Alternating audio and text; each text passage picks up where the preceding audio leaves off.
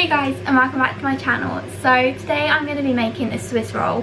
This is honestly one of the easiest recipes. I love the Swiss roll because you have some and then you always need more because it's so light and airy. Like, I just don't think it's filled a big enough hole for me. So yeah, I thought I'd share with you how to make it. I am using a recipe from BBC Good Food.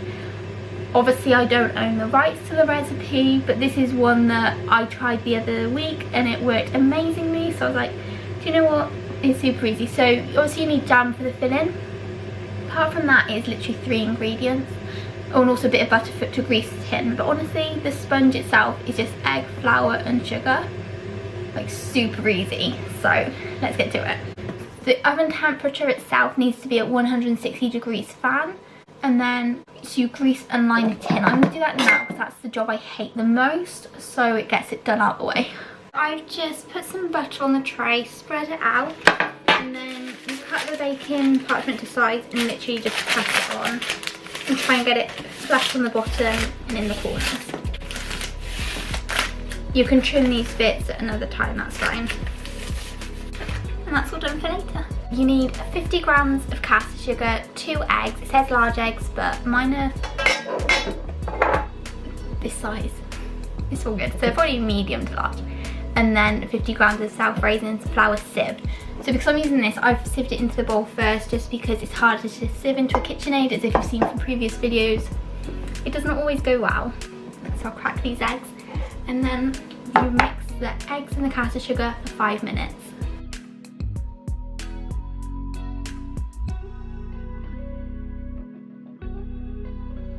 This is granulated sugar. The recipe says caster. We tend to use granulated more, so either one works well.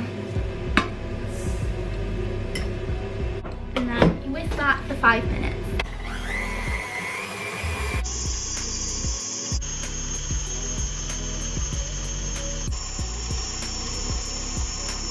Okay, so now that it has been whisking for 5 minutes, you fold in really carefully because you don't let any of the air out as much.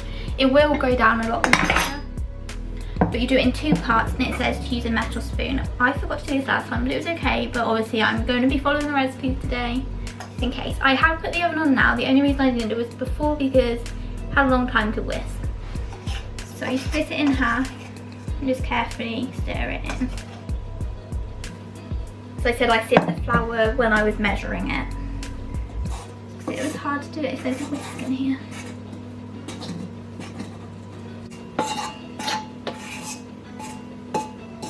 When you stir it, it does sound a bit like fizzly, if that's the word. So I'll add in the second part now.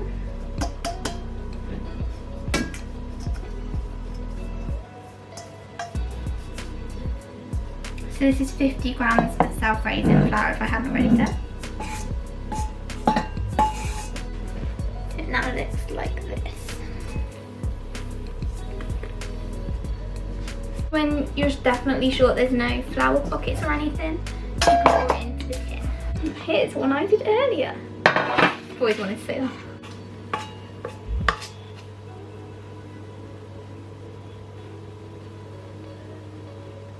Not that you can even see.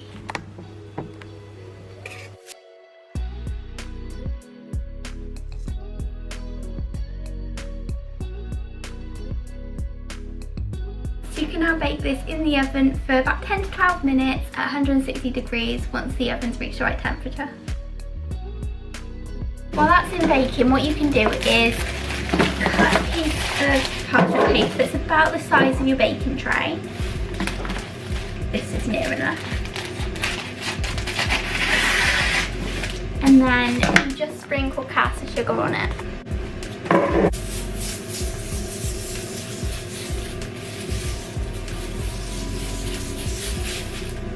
Ready to come out the oven now. And I'm going to tip the Swiss roll out onto this piece of baking parchment with the sugar, and then that sort of like absorbs the sugar for the outside of the sponge.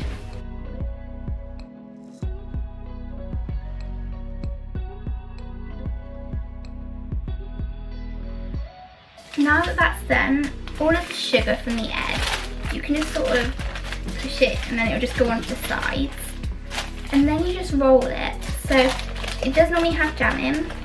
So but while it cools, it's always good just to roll it up, so then less likely to break once you put the jam on. So that is now rolled up, and it's let it to cool a bit longer. The recipe does say, obviously as I said, I do it a bit differently. The recipe does say to put jam on it straight away.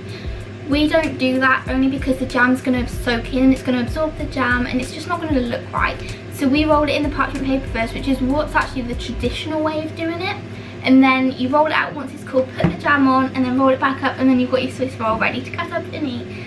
So I shall show you that when I do it, but first of all, let's just let it cool. Swiss roll has completely cooled. When you carry it, be careful because the sugar will come out the sides. Previous knowledge on it. So I've got some jam, just use as much as you want, and I've just heated it up just to make it easier to spread. So then roll this, put the jam on, and then roll it up without rolling the greaseproof paper within it, because that would be something I'd do.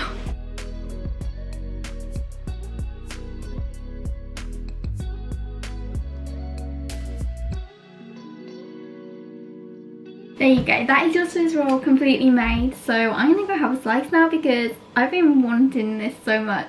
But I've had to wait for it to cool, so it's good to eat now. It's got a little swirl. It looks so good. That is so good.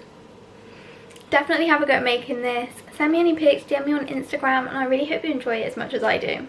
It's so good.